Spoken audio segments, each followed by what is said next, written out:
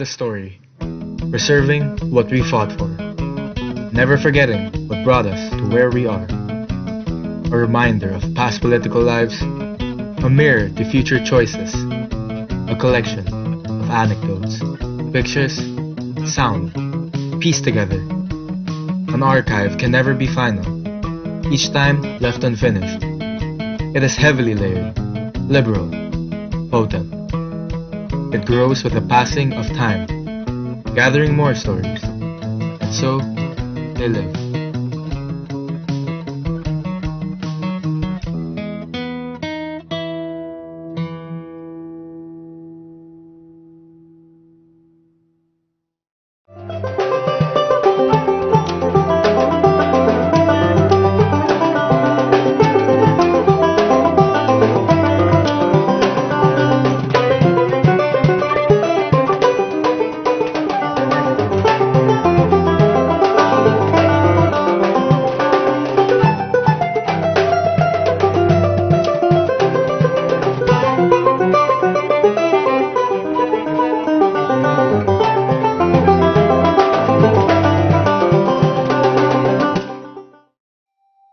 What's your favorite CCP memory? Witnessing a glorious ballet? Watching a classical music performance? Checking out a new exhibit? Or seeing your first Cinemalaya film or Virgin Labfest play? Take a trip down the memory lane with the CCP Digital Time Capsule, an interactive web-based timeline that tells the history of the cultural center of the Philippines, from its inception in 1965 up to the present. It has two sections that you can browse: the CCP timeline and a special section called Art in the Time of COVID-19. In the CCP timeline, witness the early beginnings of the CCP as the Philippines National Performing Arts Center, the founding of its resident companies, iconic performances and events, and the creation and evolution of its flagship programs and festivals. The timeline contains never-before-seen photos and videos from the rich collection of the CCP. Meanwhile, Art in the Time of COVID-19 shows you how the CCP adapts to the new normal by going virtual with its flagship festivals and introducing new online programs to keep supporting our artists and workers and engaging the public. Here, CCP also recognizes the responses and new ways of other artistic institutions, organizations, groups, and individual artists who have been affected by the pandemic. The CCP Digital Time Capsule is continuously updated to reflect new breakthroughs and historic moments through its over 50 years of bringing artistic excellence to the people. So what's your favorite CCP memory? Tag us and tell us in the comments. Welcome to the CCP Encyclopedia of Philippine Art Digital Edition. The ePad is a comprehensive database containing articles on anything and everything that is Philippine art. These articles can be found in the 9 sections of the encyclopedia.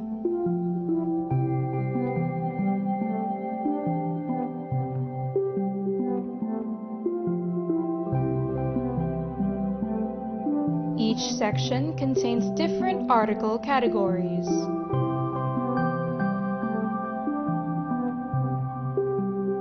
Articles are complemented with related images and videos to help enrich your learning experience. Each article is hyperlinked for more thorough research and access to varied information.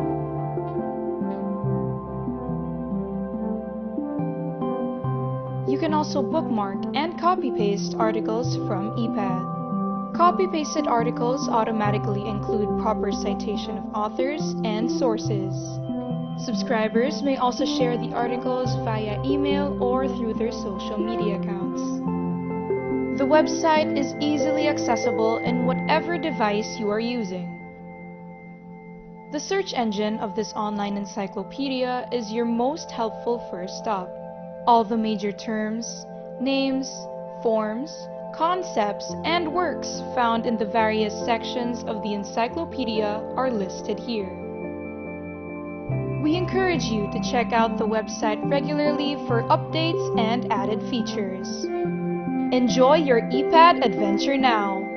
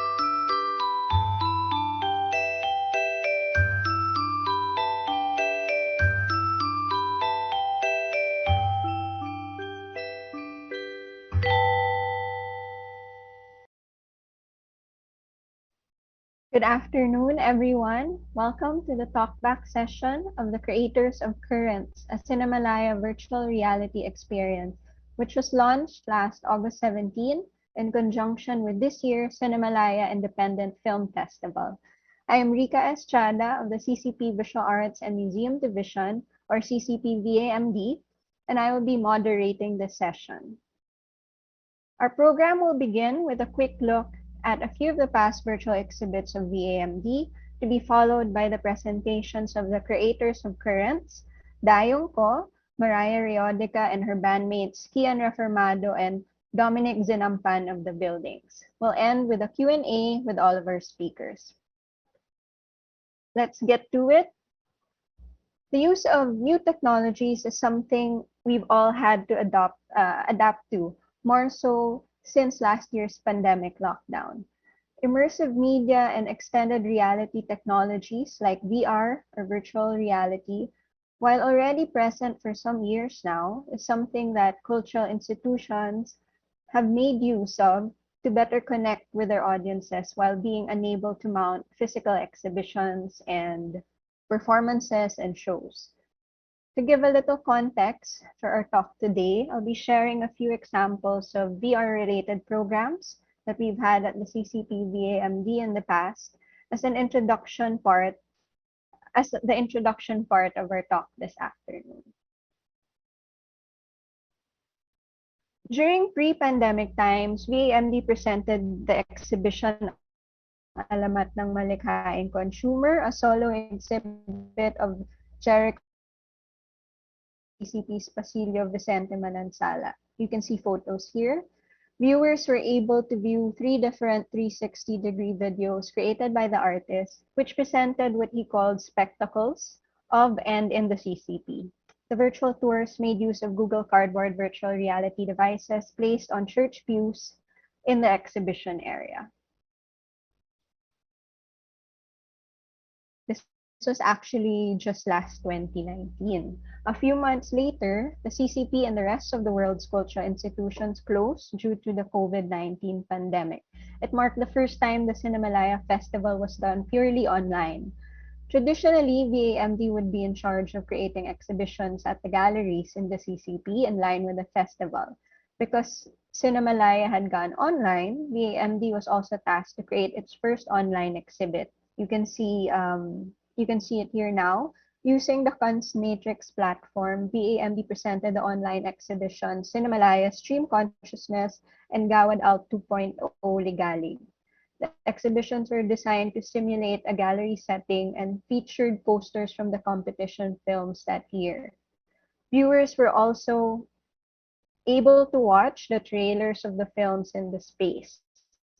The Gawad exhibit also included links to the video games featured in the emergent media category of the festival. The platform itself was quite new to us and had its fair share of technical issues that we had to overcome and figure out in a very short span of time. Here we see another VR project of the VAMD. It was an online 360 exhibition of our 2020 exhibit, Allegories and Realities, Ofelia Helveson Teki in Retrospect. That virtual exhibit, while also accessible online, was quite different because it was based on our documentation of an actual exhibition that we had in the CCP's Bulwagang 1 Luna. Like the Cinemalaya Augmented Reality exhibit, however, viewers were able to tour around the exhibition and view the featured paintings and prints. Going to our current program, with a little more experience under our belt and with more exposure to the different types of online exhibitions, for Cinemalaya 2021, VAMD decided to do something different. With just a little over a month until Cinemalaya, and with seeds planted from a proposal from Dayoung Ko and a fruitful brainstorming meeting with members of CCP VAMD and CCP Film Broadcast and New Media Division, the creative team, Vivian Basmayor, Cheryl Cumpio, Decima Tuginas, and Miss May Caralde, helped create Currents, which you can see some works in progress and behind the scenes shots here. Okay, I think we're gonna get right to our main part of the program now. To tell us a bit more about the artistry and technicals behind Currents, let me introduce our first presenter, Dayoung Ko. Currently taking multimedia arts at the De La Salle University College of St. Benil, he specializes in watercolor painting and 3D modeling environments and often tries to bridge the two. Please welcome Dayoung Ko, also known as Kenny Ko. Hi, yeah, so my name is Dayoung Ko. I'm the 3D modeler and designer essentially for the current video. And yeah, so today I want to get into more of the behind the scenes look for the video itself. And a lot of things actually went into production. And I figured, I suppose a lot of people wouldn't really know how the process goes from start to finish and what making a VR video actually looks like. So I'll go through over that briefly. It's fairly straightforward. Essentially, you start off with like a 3D modeling program. In my case, I use something called Blender, and essentially you need to learn how to do modeling and animation first before anything. So fairly straightforward. You then get a plugin that can render out things in a 360 format. It's essentially seeing a whole 360 scene in one image. So you render out your whole scene into these equirectangular photos, and once you have all of that, you render it out. This took weeks actually, and a lot of time was actually spent from start to finish. Don't get me wrong, and a lot of effort went into even rendering out the final product. After that, essentially you go into post processing, which I learned you generally do in After Effects in the industry. And yeah, after that, it's simply uploading it to YouTube. And I'd like to stress, though, that every part of that process took a lot of time and effort. And a lot of problems came up along the way. But at the end of the day, if you're like me, you have fun with these types of things, finding out different solutions, finding ways to make things more interesting. And yeah, overall, it was a really fun project. Okay, so Essentially, I just laid out the process. So the whole time, it was kind of in the back of my mind, like, right, so what's the next step? And after this, after I'm done modeling, what's the next step? What's the step after that? And that didn't even include like finding the right timing, working on the script, syncing up the audio. So a lot of technical stuff went into that. But for now, I also kind of want to get into more of the production. So I'll just share screen here. So the production of it also was something that took quite a bit of time. For the most part, I saw it in two parts, which already includes the modeling and the rendering and the design aspect of it. First, essentially, you create a world that the audience is in, and then the next part is essentially designing the different islands.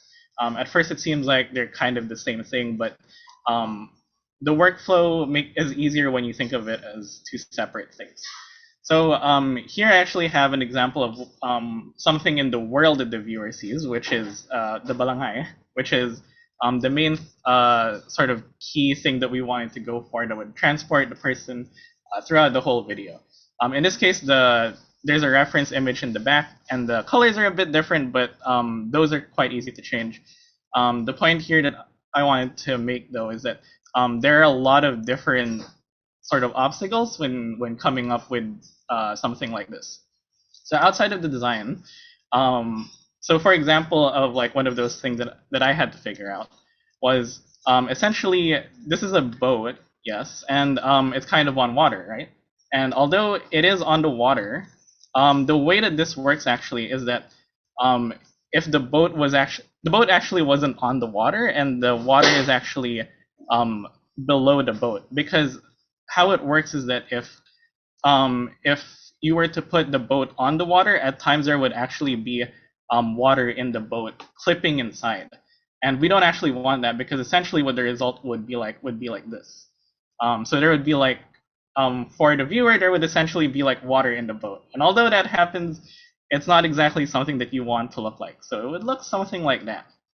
So one of the interesting things to solve in terms of technical stuff was that the boat actually looked like this throughout the whole experience. It was actually technically floating on top of the water, but fortunately, since essentially the viewer wouldn't be able to see what's actually below them, or if they're actually floating or not, this actually wasn't too big a deal. So I think that was like a really interesting aspect of it. Again, it wasn't too big a deal in terms of the process, but it was one of the interesting things that you come across. The islands were the next thing on the list. So obviously, if you've seen the video, you're on a boat, you're going through a journey, and you're seeing all these different islands. That was a very hard aspect as well, because it was 13 islands that were each one characteristic of one of the films, or one of the short films in the Cinemalaya Festival this year. So fair enough, a lot of them were straightforward, a lot of them were pretty easy to figure out. We could just find images in the films and then make an island out of it. Pretty easy. The harder part, though, was like essentially for the films that were kind of indoors, or like they were very strict in their setting. A lot of the times we had to come up with like really creative ideas on what to do for that, and it was like we really had to make sure that somehow the audience would know what the film was, although not like exactly. So some people might also be surprised that some of the more interesting islands were actually the easier ones to make. So for one example that I can think of is this one of the films that we had to make was for Ang Sadit na Planeta, which was great film, by the way, done essentially using similar technology to what we did in the 360 video. It was essentially a floating planet on the water, and then there would be like a rubble that's sort of like going up to it. Surprisingly, really easy to make, because the gist of this is essentially just a sphere that's floating, and then as long as you can put the textures there, then it was fairly easy to make. This was actually also, oddly enough, inspired by an anime, but I won't get into that. So even though some of the islands were really easy to make and a lot of them were straightforward, there were some that were, although simple, took a lot of time and technical stuff to work out. So for one example, this film, Maski Papano, which actually, this is the original idea, which was just a film with face masks. And then the one in the actual video is actually like a huge scaled up face mask, and then you would pass by it. One of the reasons why it wouldn't work properly is because essentially there was a lot of technical stuff with getting the vertices on the tiny piece of rope. The tiny piece of rope around the face masks actually contributed to a lot of processing difficulties. That was, although simple to look at, it's actually quite difficult. And then this other film, which is actually the first island that you see, for some reason it just didn't work. So the first time around when I tried to render it, the whole thing it wouldn't do anything. Apparently I had to narrow it down to one of the islands, and it was this one. Why it didn't work, I have no idea. And there was I tried different methods, different ideas. I tried using separate, like different textures and all of that. But at the end of the day, I kind of just had to give up on it and then try to remake it again from scratch. So a lot of the islands actually came up like that. There were different difficulties, some easier to figure out, some harder to figure out. And yeah, there was a lot of problem solving, but at the same time there was a lot of design aspects as well to consider. The last island was also quite interesting to do. Originally, it started out as an idea of an installation for the front lawn of CCP. So I pitched this back during sort of like the planning phase, and it was supposed to be an installation based on the Cinemalaya key poster. Actually, the colors are different here, but the idea is still the same. We also decided on this to be like the final destination, and it works out. It's supposed to be this big mass that you see at the start, and throughout the journey, you're kind of figuring out what it's supposed to be, and at the end, you kind of realize that, oh, that's the destination that we were supposed to go to all along. Along with that, the finale was also really interesting to do. This is the big destination, yes. We also decided on fireworks, which was that was interesting to do for sure. Although technically it was quite difficult, fortunately for me though, it was a bit easy to do because the project I had right before this included both a boat ride and fireworks. So very convenient to know how to do essentially all of that together. Yeah, so the next part would be rendering. So after all of this was modeled, we had to go to the rendering phase. And this is very technical, but I'll just run through it really quickly. Originally, the video was planned to be 6 to 7 minutes. Factoring all the different things that we needed to put story-wise, though, the time kind of ballooned from 6 minutes to something like 10 minutes. And we needed to add the trailers, the intro voice, the outro voiceover, the big finale, and then the fade out to the theater and everything. So we had a lot of stuff planned. And originally, it was supposed to be only something like 8,000 frames, frames being the amount of images that you have to have so that it look like it's in motion. So from 8,000 frames, it turned to 12,000, which is technically speaking very large and much larger than what I expected it to be. So you'd imagine that this would be like a scheduling nightmare because it's already almost like 1/3 of the runtime, and then you'd have to add that to rendering it out, processing everything, stitching it all together. Essentially a nightmare. So it was a very difficult task. I had to try and use multiple computers. I had to find different ways to make the rendering faster. Thankfully, also I had experience with this before, so I knew what I could kind of get away with. And yeah, that was probably the most time-consuming part.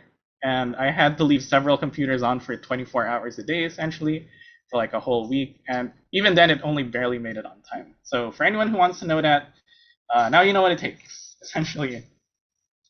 So the last part of this is essentially post-production. This is essentially just stitching everything together. So once all of this is rendered out, you turn it into a video, you put it in After Effects. So you add all the VO, the audio, and all the stuff. This part was actually really easy. You add effects and everything. However, this was probably the most relieving part because it was essentially the end of my journey when it comes to creating this. And for me, it was like nothing felt better than that part where you just have everything all on the computer already. Everything's done. You just have to do this one last stretch, and and there you go, you're done. So it was very difficult, but it was still like a really fun experience for me. That last part was probably the most tired I've been throughout the whole time. But at the same time, I'm really happy that like I think everything worked out. Despite all the pitfalls and problems and delays in the project, it was definitely worth doing so. Also, I learned how to do all of these things, and a lot of it I got to learn how to like design different things and work with a team. And I hope more people can do projects like this because I think they're really interesting. Um, and there's a lot here that I learned, and I think a lot of people could learn also. Using VR is very interesting, although very technical. At the end of the day, it can be like it's something really unique and something really fulfilling to know how to do. So that's one of the aspects that I really liked about it, even though it was like a really big project. So yeah, I hope more people can also do projects like these because I think more they're a more interesting way of doing things. And I want to thank again CCP and Cinemalaya and for all the people who worked on the project. It took us a lot of time and planning and in order to do everything. And yeah, it was a chance to make something that really comes alive. And yeah, so thank you very much for that. Thank you, Kenny. So we'll be hearing more from you in the discussion later. I think I want to hear all about those troubleshooting that you had to do. And I have to agree, the relief at the end when we finally finished was such a great feeling. So our next speakers will be talking about the storytelling and musical aspects of current. So Mariah Reodica wrote the script and worked closely with Kenny in creating the environmental design of Currents. She is a filmmaker, writer, media archivist, and musician based in Manila. She graduated from the University of the Philippines with a Bachelor of Arts in Film. She was awarded the Purita Calo Ledesma Prize for Art Criticism at the 2019 Ateneo Art Awards and currently maintains a column Platforms in the Philippine Star's Art and Culture section. She's been an artist in residence at the Asia Culture Center in Gwangju, with Lodna Dito projects with WASAC and Larga Artist Residency in Silay City. She's affiliated with the Coconet Digital Rights Network and Imagine a Feminist Internet Southeast Asia. So we had initially invited Mariah to create the score for Currents, but we were lucky enough that she decided to invite her bandmates to help her out too. So the Buildings is a Manila-based indie rock band composed of Mariah with Kean Reformado, Dominic Zinampan, and Aliana Cabral. The follow-up album to their critically acclaimed cult album Cellophane, called Heaven is a Long Exhale, was recently released under Call and Response Records Japan. The band has been featured on platforms such as NME, Bandcamp, and the Philippine Star. Please welcome Mariah and Kian and Dom of the Buildings. Hi, good afternoon, everyone. I'm Mariah. I'm Dom, bassist of the Buildings and cultural worker. I'm Kian, the drummer and music producer of the Buildings. So it's been a big honor for us to have been able to work with CCP on this. So I was invited to help out with the project when Rica asked me to do the script and also sort of work on the narrative and the environment design. I'll go through this in a bit, but then, oh yeah, it was a very collaborative process. And I think people tend to think of 3D animation or these kind of VR technologies as something that can only be done with a lot like large scale resources. And as Kenny has already shown, he needed multiple computers to keep it running. Kenny certainly has a high degree of expertise already in working with these technologies. And to be able to work with Kenny and the CCP team was great. It was perhaps my first time to work with full animated environments. I've done work with video games before and 3D before, but and film, but certainly working with a 360 environment entails a different way of thinking of how to approach the narrative, a different way of keeping viewers engaged, so to speak. But before that, elaborating where I come from. So I don't think these sort of like virtual interactive environments are new. I've grown up playing games since the Nintendo 64 up to the present, and already knowing the sort of codified behavior and how these 3D games compel people who play it to behave, or how they also get people to be engaged with the stories, how it gets you to be interested in what's happening next. So actually, in designing elements, I drew more, a lot of it was inspired by video games. So these are sort of open world video games like Skyrim, Breath of the Wild, these games that use landscape to tell a story while giving you room to navigate within it as well.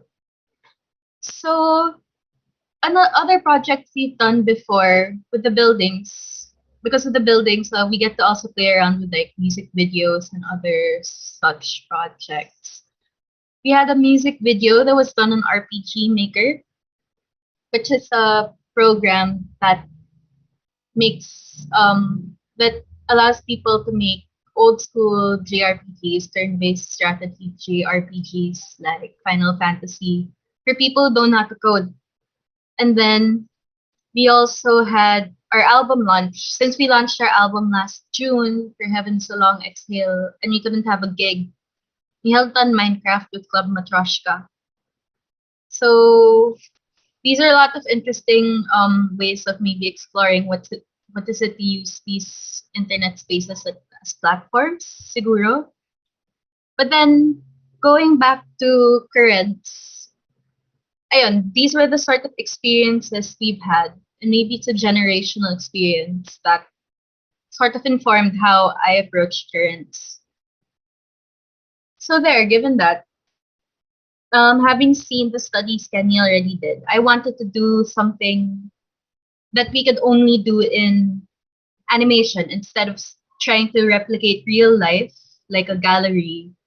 Why not do something that can't be done in real life, in a sense that if we were going to execute the whole of currents as a physical structure, that would require a monumental scale of resources. It would be like Small World Disneyland, but in the sea.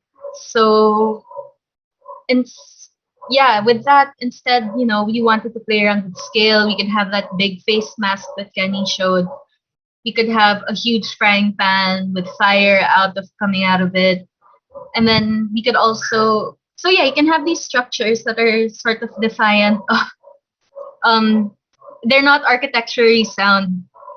So, alam mo yun, we don't have to follow that kind of concern when it comes to rendering in games. So that actually leaves a lot of freedom. You can manipulate the weather, you can manipulate the waves, you can manipulate speed, time of day, even just having moving postcards and images.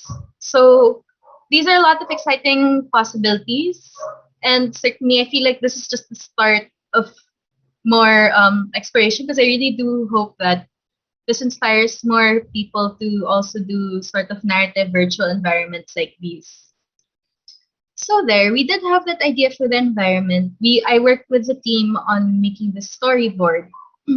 Then I wrote the script in English, which was translated by my friend Diego Tan of Shirebound and Busking. He's done songs like Lloydie and Waltz of Four Left Feet. And I liked how he would sort of have this down to earth yet poetic and sort of story-like approach to writing lyrics. And yeah, his translation was excellently delivered by Miss Minda of CCP. So it was a really great process getting all these different parts together. And we were also sort of thinking about how, because I attend Cinemalaya annually as well. I always look forward to that sort of ritual of going to a cinema, dear friends, and also I was thinking of what is this sort of oral idea element that could bring that feeling of Cinemalaya. And for me, it's Lucrecia Casillas' Prelude Ethnica, the chimes. So I'm really glad that we were able to sample that and sort of build upon that as the main idea for the score, which we are working on while Kenny is running the rest of it. But my bandmates also have a lot to say about that process. So Kean and Dom, what was it like working on the score for you guys? Well, it was really fun and really interesting. As a band, this is like our second time scoring something. The first one was just a few months ago, a short film. But I think this is the first time we scored like a 3D narrative, and it was really interesting to do because it's really separate from making songs as a band. You know, like whereas in a band, you usually someone comes in with the song, and that's usually Mariah, and the band sort of gets together and tries to find a fun way to play the song. But scoring, we have to work with something visual, and it's not a song. So it's kind of the same process in that we find things that would fit something else, except that something else isn't a song. It's a 3D environment. So I guess the approach that we took was a lot more process based rather than approaching it from like having a super clear end goal in mind. We had a few ideas that we played with, and yeah, we sort of used more of our intuition a lot in making the songs. One song, I think the first song, we wanted to sort of blend an acoustic and electronic approach. So you'll hear a guitar and it's reversed, but it's still quite melodic and sort of sparsely playing around the track is this wave-like sound, like an aquatic wave hitting the shore, a wave. That was synthesized using a white noise generator. And it sort of just swells in. We tried our best to make it wavy, but also sound digital. I mean, we didn't want to mask the fact that it was a digitally created wave. So that was fun to do. The second song that we made was a sort of mashup of two ideas.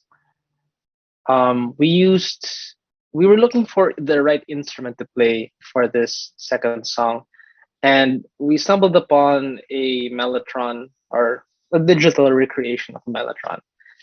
And essentially, a mellotron is each key is it's like a sample. Each key plays a pre-recorded tape of that note of that instrument. So like if I play middle C and it's set to like a flute, it's a recorded flute playing middle C. Well, that's how mellotron works.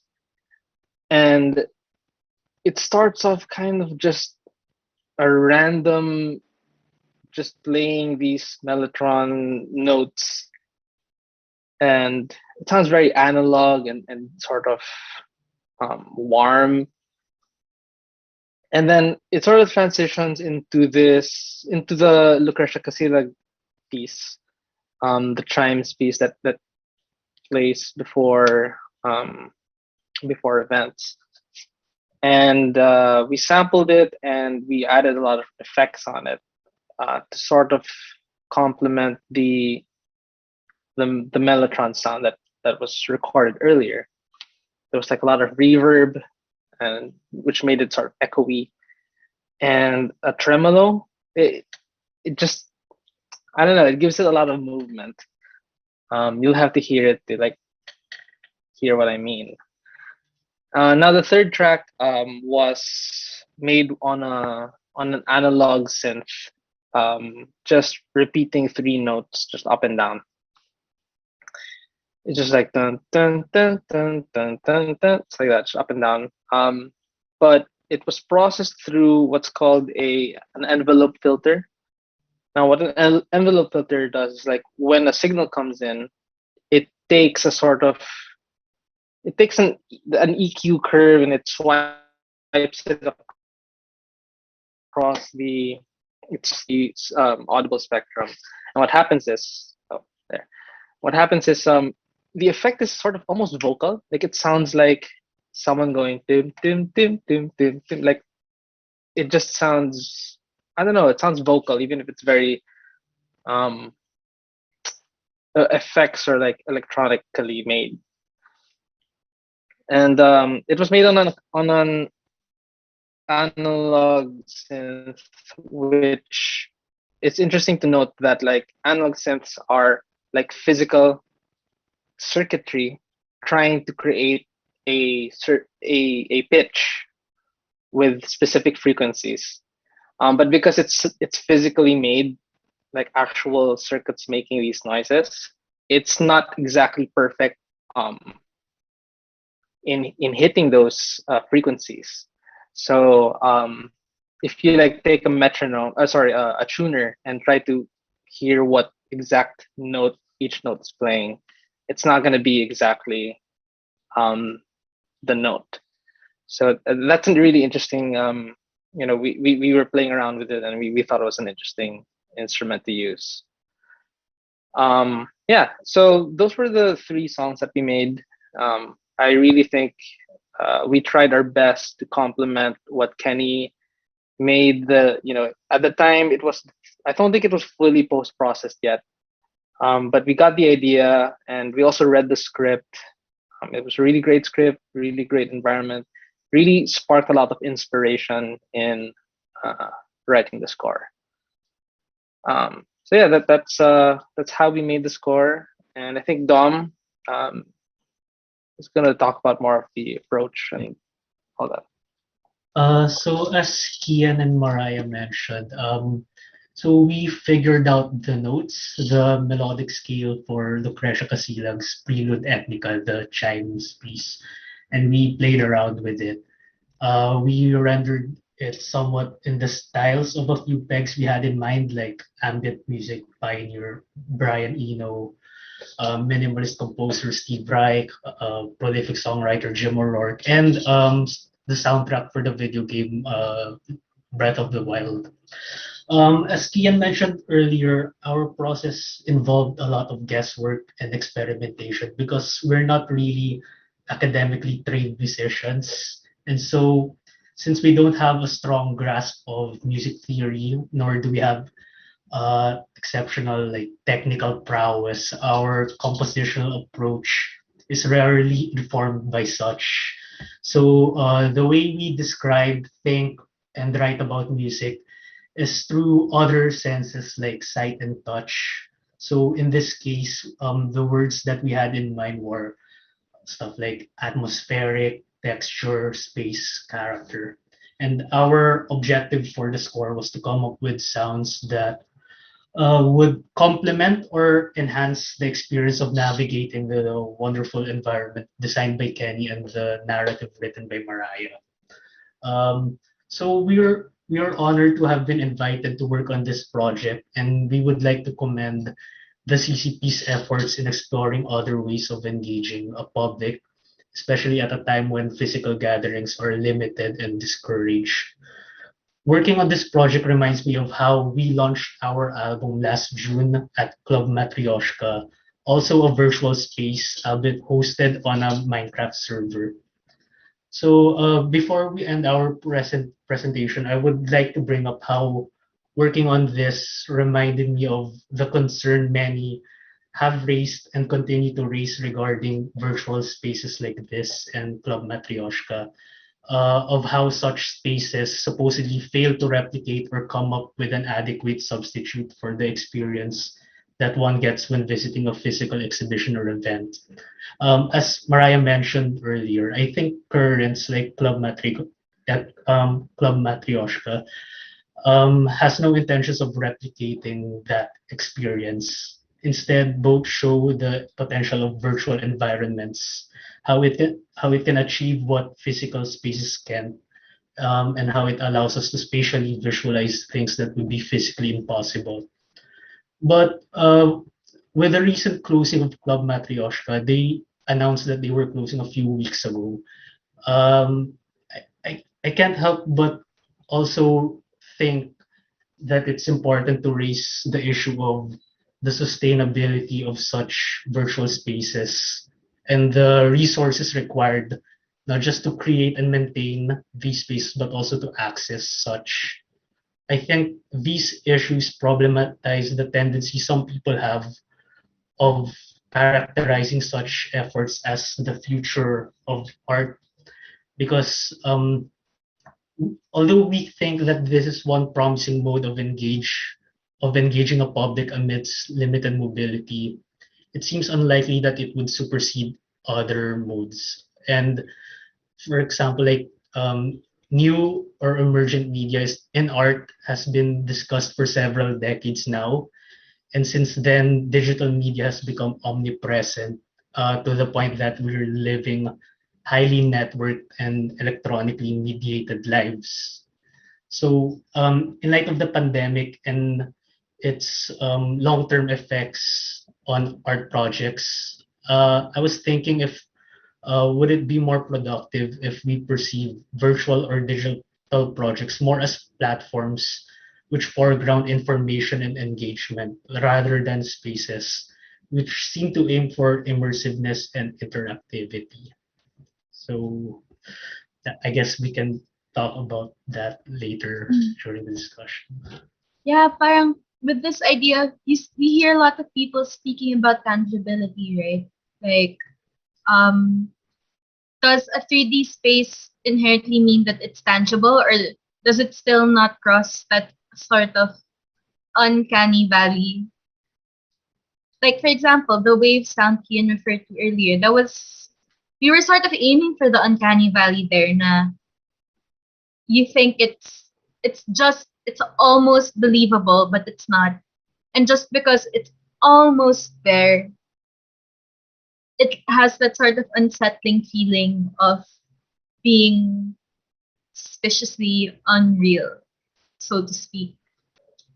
So that's also been my sort of thought about a lot of like online projects that sort of try to emulate real life environments, and then people say that it's not like real life, it'll never replicate real life. Well, certainly I can't see the texture of a painting if it's a 2D image on a phone screen. But then what other possibilities of engagement can we have? What if we rethink of it as platforms and accept the fact that these will never replace physical objects?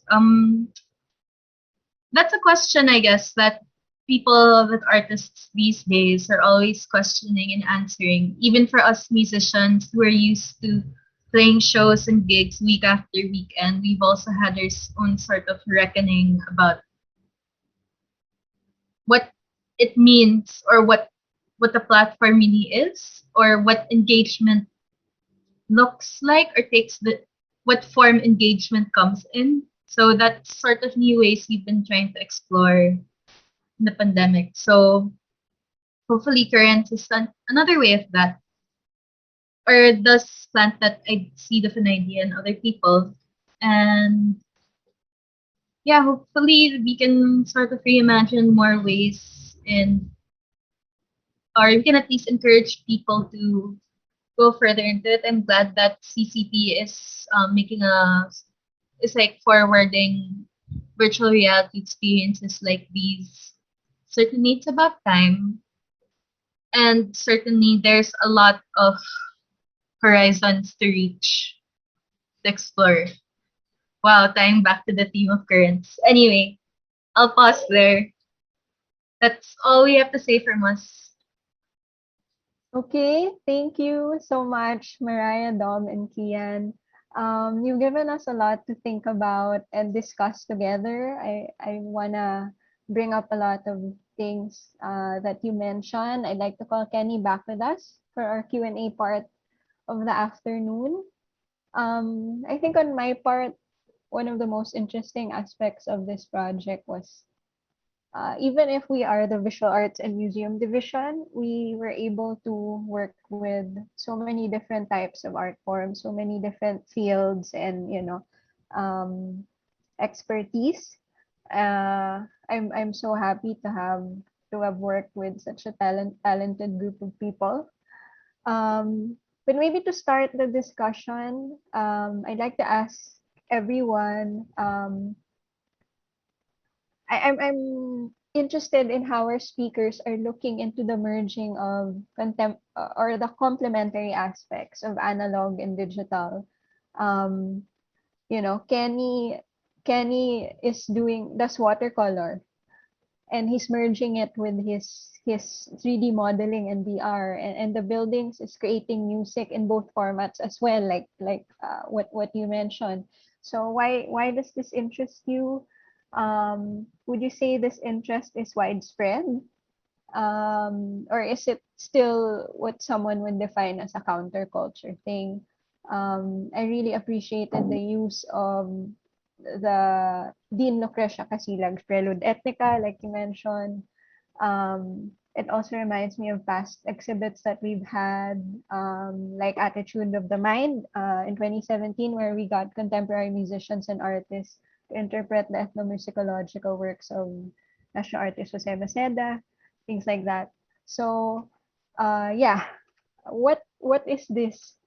Why? What is this penchant for merging? Yeah, for me at least, it's always been an interest of mine. So, I'd like to mention that both of these like kind of developed on their own. The whole interest in VR developed, and then the whole interest in watercolor also developed. And I think, for me, it was just it's fun doing both. And like if there's a way to do both at the same time, then that would be, for me at least, even more fun. And why this interests me? Well, I mean, like my North Star is always still, is it fun for me to do? Is it interesting to do for me?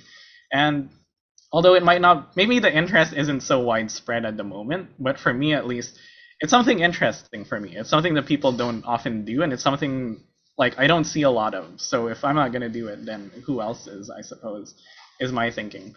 Is this counterculture? I don't think it's counterculture. I think people are already well aware of VR. People express interest in it, and watercolor has always been there. And for me, it's like, yeah, there's always an interesting thing when it comes to the two because, in a way, watercolor kind of is a way of representing the world, and VR is a kind of way of creating your own world. So how do the two dynamics work together? Well, you can essentially just create your own world and then have it inspired by different things in the world. And for me, that's what I kind of want to explore more about it, which I also already kind of do because I have like a sort of a VR exhibit with watercolor in it, and I'm thinking of doing things like having a watercolor painting that you can see in VR. So that would be interesting. Yeah. Thank you. How about the others? Why the merging of analog and digital? Well, just to answer, I guess briefly, I think like merging the analog and digital is sort of a natural development of like the current, like with the current zeitgeist of nostalgia kind of being a lot very commercialized, the rise of vinyl records and even in some places cassette tapes. Quick plug, we still have our first album on cassette. But yeah, playing with formats that are both analog and digital, I feel like is a natural development of of how technology is now. VR was, growing up, VR was already introduced to us as like a sort of very limited technology, but now it's totally doable, and like students and anyone really with the time can learn how to make 3D environments, even make them interactive, make games. That's really awesome. And same with Instagram music. filters. Yeah, Instagram filters. And same with music. a lot of the reason why we're self-taught is because a lot of the technology is now accessible, and even analog gear that used to be super expensive, um, they've now just created like digital recreations of them, and even make actual analog gear like available to the consumer market. So I feel like it totally makes sense that um, analog and digital and become a lot more democratic.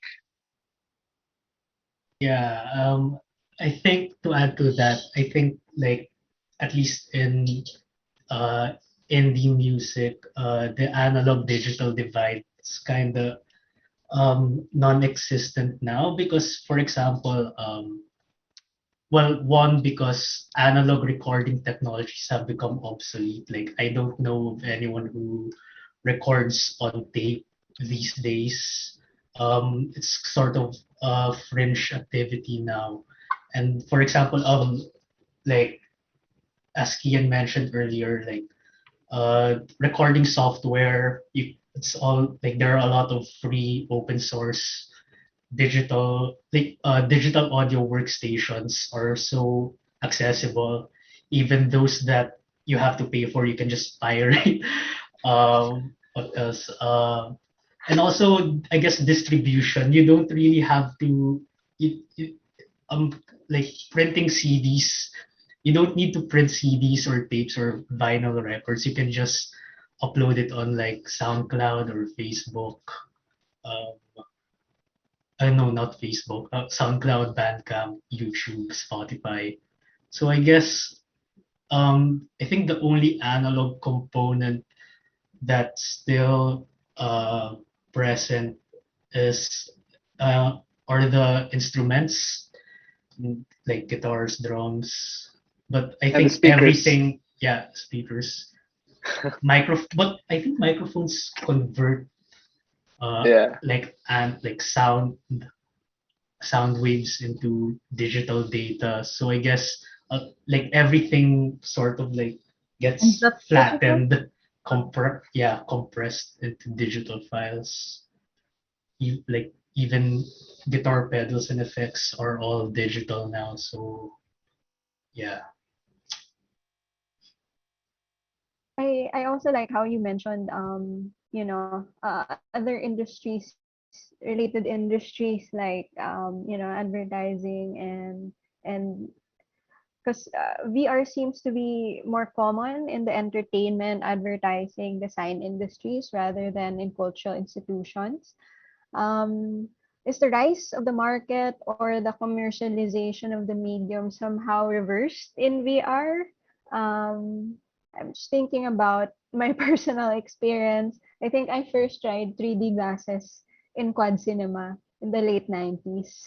And then you had, Rialto in Enchanted Kingdom, which was such a I mind-blowing remember. thing at the time. And then IMAX came in, and but it didn't really seem to catch on in the art world. I think which was more interested in experimental film practices, internet art, um, a lot of which was actually done in the context of CCP's Gawad Alternativo program and its predecessor, the Experimental Cinema of the Philippines. So, yeah, what do you think about that? How do we merge these different industries, so called?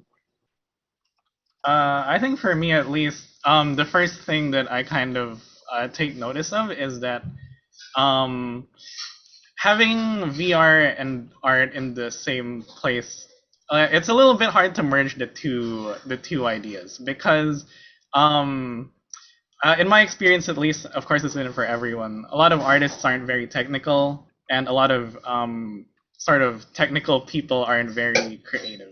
In a couple of ways, but my point there is that yeah. So usually they're two separate things, and a lot of people they don't want to kind of like go off the lane and try to do the other's thing. Although it is great when they can, and there are definitely people who are working on that and like doing artistic things with VR. One of the things that comes to mind is like the whole museum they have in Singapore, which is essentially for new media and VR and that type of stuff. And although it might not be as evident here in the Philippines, I feel like there's definitely a room for it to be something that people are interested in. I suppose, although it's not as popular, perhaps finding institutions that could support like education for that, and like supporting that in like as specialties in schools, that would be really interesting, because I don't think there's a lot of that at the moment. Coming from like an art and design school, even here there's like I had very little exposure to it, and essentially I had to learn everything outside of school, just through the internet. But yeah, so I think that would be one interesting way to go in the future. Would anyone else like to respond? Yeah, I think what Kenny mentioned about there are not a lot of artists being technical, not a lot of techie people being artists. Certainly, I think that's sort of an archaic remnant of how, let's say, like the separation between hums and STEM, right? So yes, certainly I hope more people see that these two aren't that distant from each other. Art is the progress of art is especially film, right, goes hand in hand with the development of technology. So certainly, like what they mentioned, what Dom, Kean, and Kenny have mentioned about these technologies being more accessible, that's definitely because of the internet as well, and all the information available for people to teach themselves how to do it. But also, Rica, what you asked about, say, why these technologies haven't been as from or haven't been as common yet in institutions. Well, this is opening a can of worms here, but certainly it's related to the art market na rin, di ba? How can you acquire a digital work? How can you purchase a video? All those sort of these ways of kasi diba, at the end of the day, the people making this, they need to make a living. Um they need a roof over their heads, they need bills. So with VR, how do you make that happen? How do you sort of bridge that? When, as Dom also mentioned earlier, people tend to underestimate the amount of labor and time that goes into virtual exhibition. Sometimes they even take up as much time and effort as curating a physical exhibition. I've heard from curators who have spent sleepless nights trying to troubleshoot like a website, or parang they're waiting for their artists to submit images, yun pala it's low res and it doesn't look good in execution. All these different problems which aren't yet maybe familiar, or maybe because they aren't physical, so to speak. That doesn't mean that they're any less tiring in a way. So there, maybe it's Yeah. just these different considerations. Baka kailangan ng masanay yung mga tao, and also perhaps thinking of more sustainable ways of valuing the labor that goes into it and the skill and the expertise that goes into it. Because diba, a lot of other creatives still face that problem. Oh, you can do it naman in your computer program. Why don't you lower the price? Or parang Photoshop lang yan, After Effects lang yan. But we all know that's not, hindi lang yan, right? So I think that's still a very prevalent issue we face in terms of livelihood. Yeah, So I think hope, yeah. I think Dom also touched on that a bit, no. It really is about opportunity and accessibility. No, these artists want to create and want to use these kinds of technologies, but don't often have the opportunity, or you know, the maybe the technical team, a lot Mhm. for the, like, Kenny mentioned Art and Science Museum Singapore, that's like a mega billion-dollar thing, diba? And they work with mega million-dollar artists like, Olafur and Marina and all of them. So um it at the end of the day, it's really a lot about institutions being able to give opportunities and being able to fund opportunities for artists to create work like this. I don't know if Dom wants to add anything pa. I think Mariah articulated it well na rin na parang, I guess like, I think VR has been discussed like since the 90s, like yung mga VR goggles, pero parang nagka-resurgence siya lately and I don't know why, dahil bang may naglabas ba ng something na mas mura na equipment or something, but I think, for example, like the reason why like as you mentioned a while ago, like yung mga Rialto and mga cinemas, I think, and how why institutions haven't explored this. I mean, like I think next, like earlier, so discussion na to, there were like examples of CCP working with VR. The reason why, like, it's only now na may pandemic that institutions are exploring such technologies. Well, as mentioned by Mariah, siguro like it's also largely because of the market. Like, who would fund something that, like, I mean, I've heard na parang like even today, like mahirap pa rin makabenta ng photos and videos because reproducible siya. So like Hindi how unique object.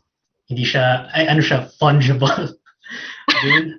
So like, And yung NFT craze Bruhaha. earlier this year. So like, so ayun, like parang ngayon lang siya na-explore, and also I think dahil na rin ayun, like the time, as Kenny mentioned a while ago, parang weeks, like you have to render, it takes a lot of time and energy, tapos for like a lot of artists and cultural workers na they have to learn pa this, medyo esoteric pa siya, pero I think the tools are becoming more accessible.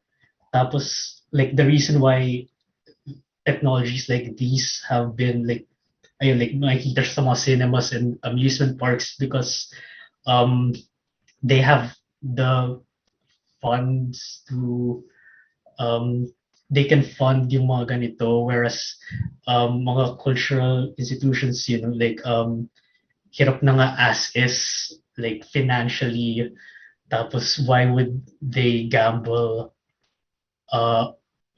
with like yung ganitong spending this much time and effort, and like aside from learning how to do these things to create yung mismong production process rin, and tawag dito, so parang no wonder na parang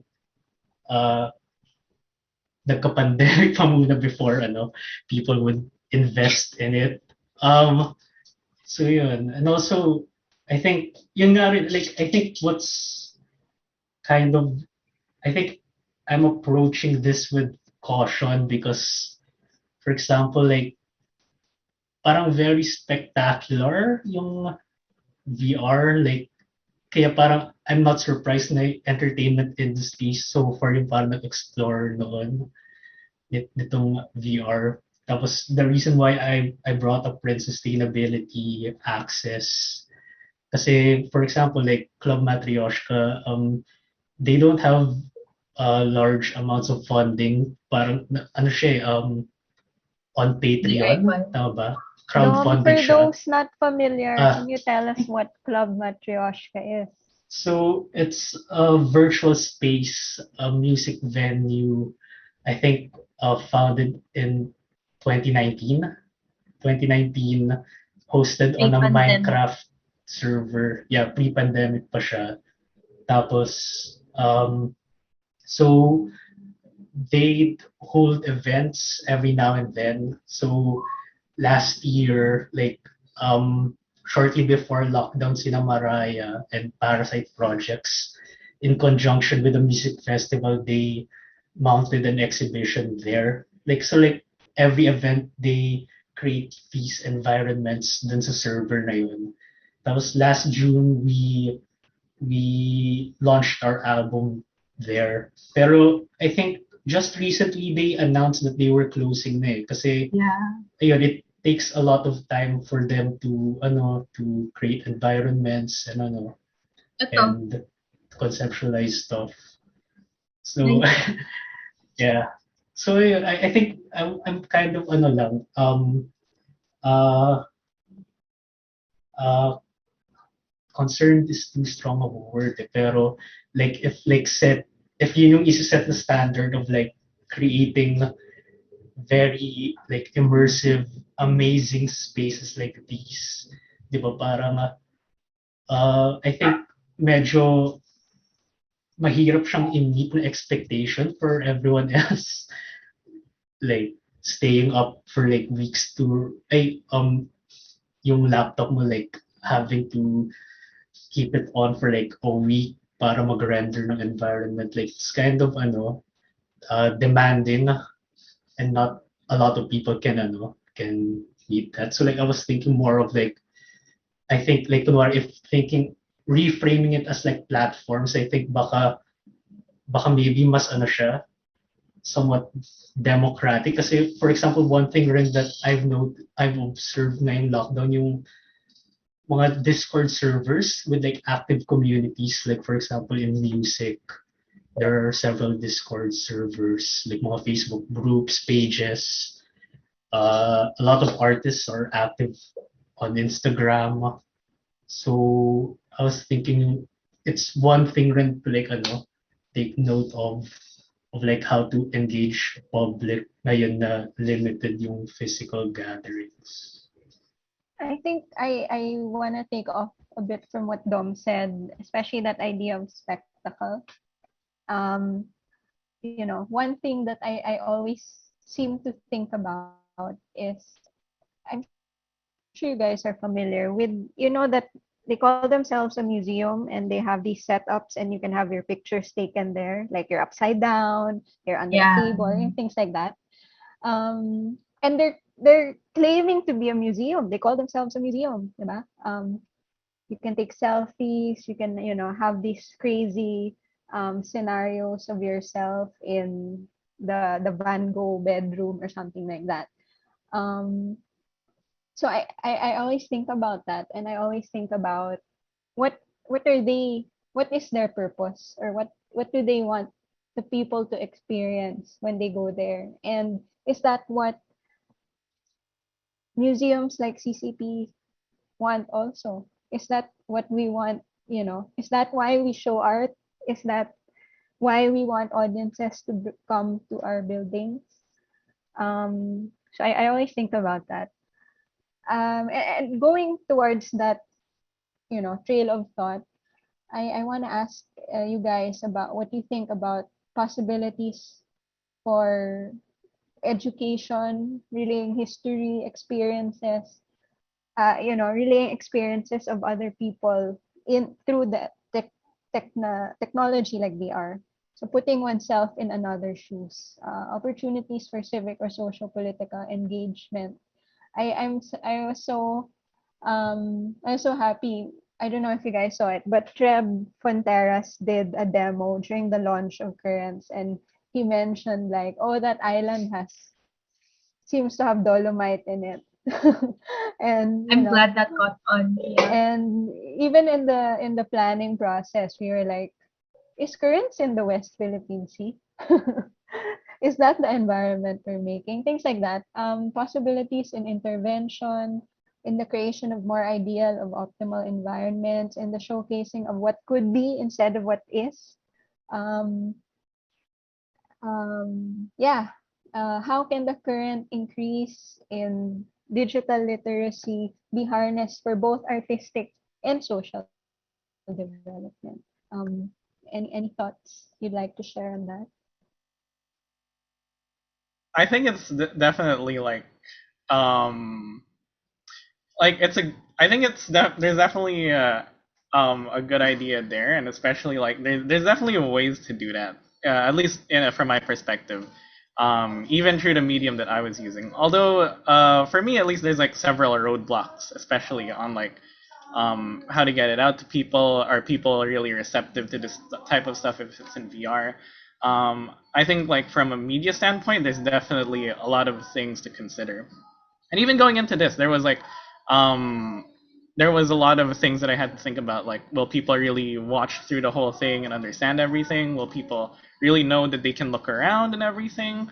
Or can it even reach people who maybe don't have like the technology to use it?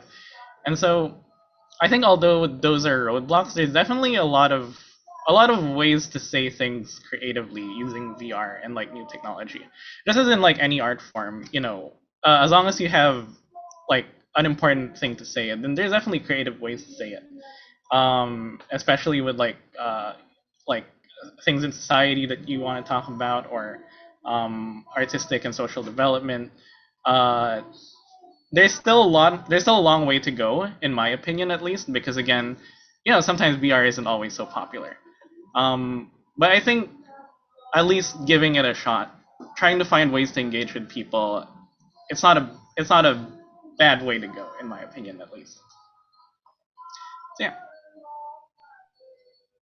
Right. I think a lot of roadblocks that VR faces now, or emergent media in general, can find maybe more freedom or some answers in looking to open source technologies.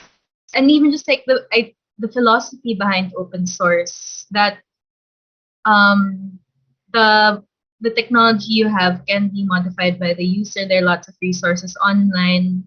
At least, you know, for example, with VR itself, instead of buying an expensive Oculus Rift, you can print out a cardboard parang device for you to put your phone in, so you can have a similar experience. A lot of these sort of barrier, I mean, there's a lot of open source tech which can make certain certain needs. So I mean, like, can make programs that answer certain needs more affordable, right?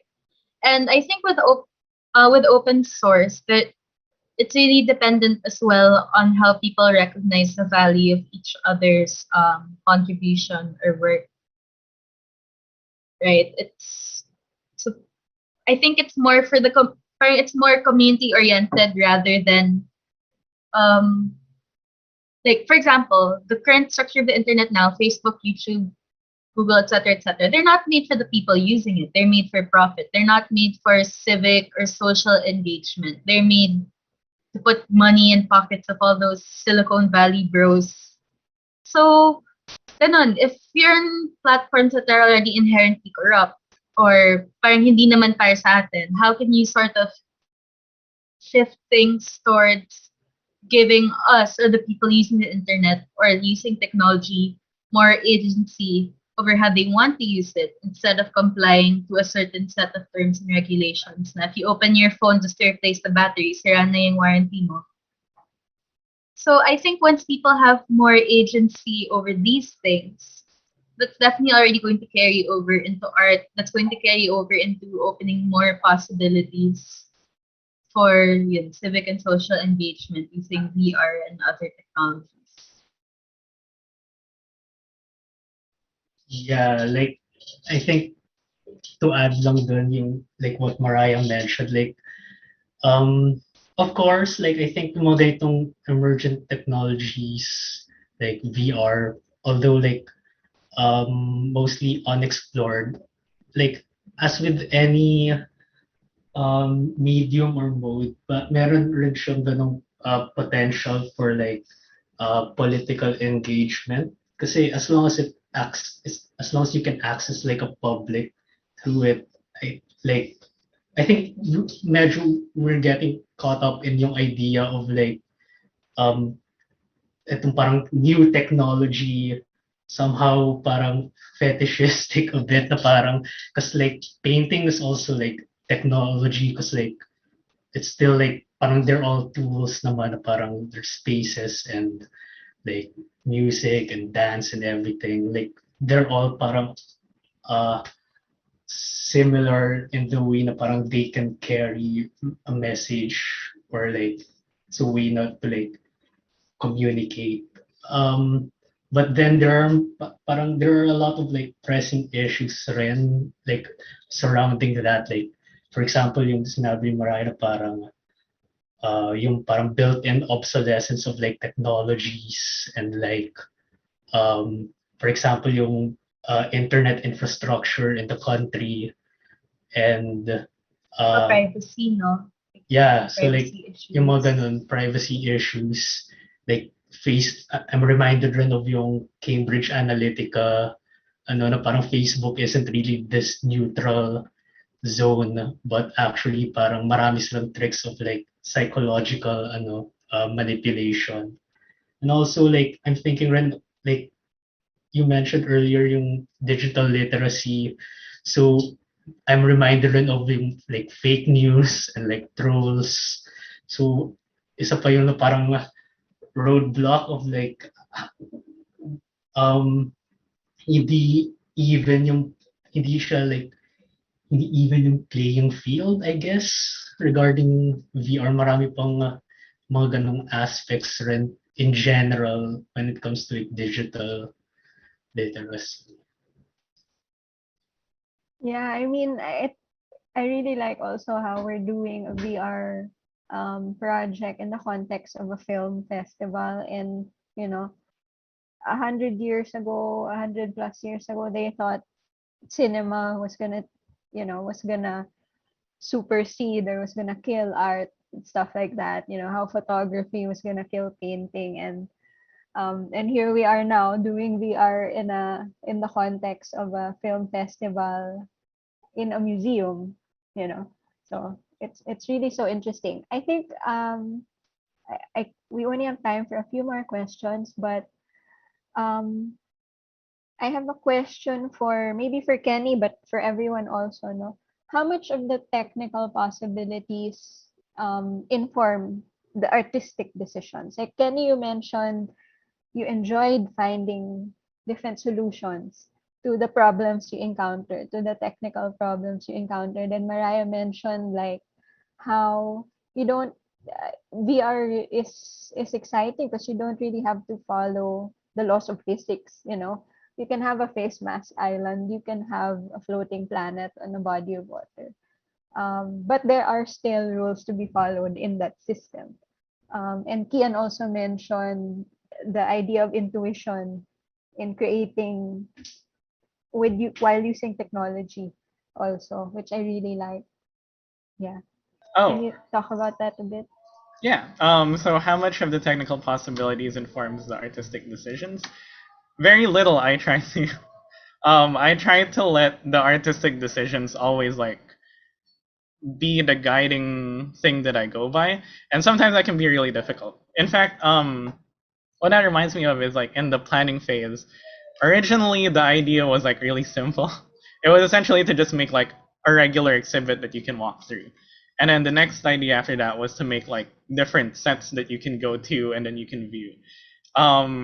And part of me feels a bit bad because like the ideas that we eventually came up with is let's make a whole boat ride and just like bring the viewer to different islands. So I was like, whoa, wait, this is different from an exhibit. This is not a museum type thing.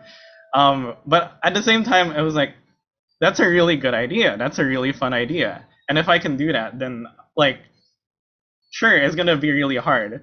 You only have a month to do it. It's in some ways it's like really not feasible. But at the same time, it was like it's such a good chance to do this because I feel like I'll never get a chance to do this. So I'm like, okay, yeah. Now I feel bad for suggesting a museum when what you guys wanted was this whole big thing.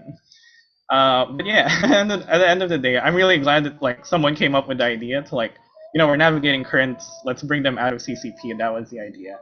And I'm really Yeah, glad it was someone. Miss May Caral, the head of film division, who thought of that idea. And Kenny, you did it. Yeah. You were able to do it. Yeah, a lot of the times, like what was going through my head was this just doesn't work. That's not possible. This is like there's only a month to do it. But yeah, like it was fun going through all the problems, going all through the challenges. Like finding different ways to do things, but creating something completely different.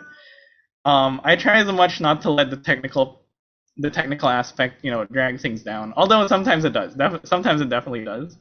But yeah, at the end of the day, I try to like as long as the idea is there and as long as I'm like really having fun and passionate about it. Yeah, I try to go with that. I think you can see that a lot in music as well, where it's like, even if it doesn't seem like it's going to work, you gotta just try anyway. Otherwise, you're gonna miss the chance.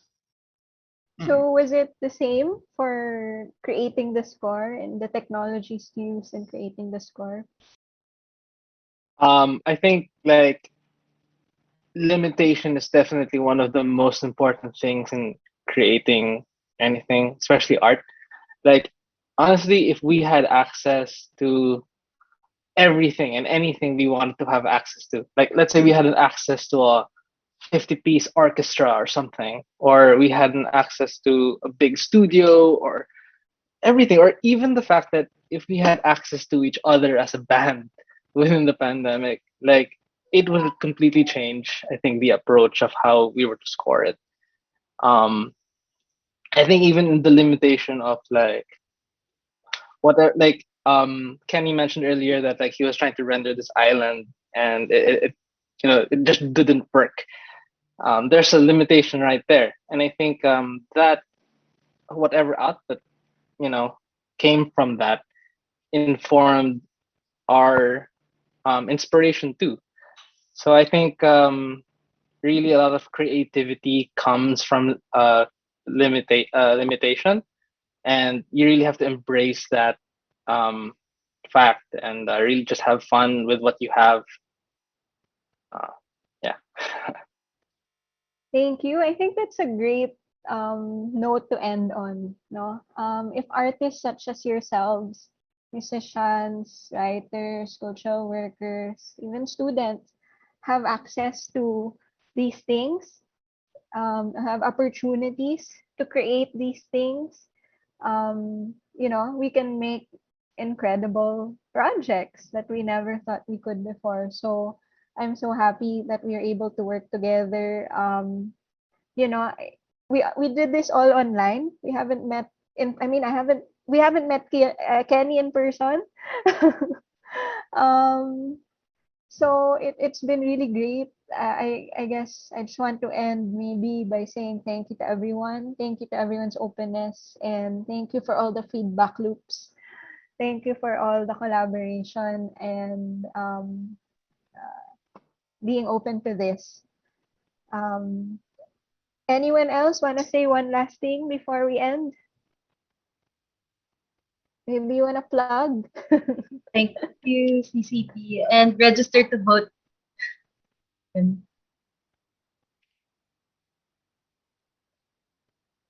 I think yeah. Thanks again to CCP and Cinemalaya for the opportunity.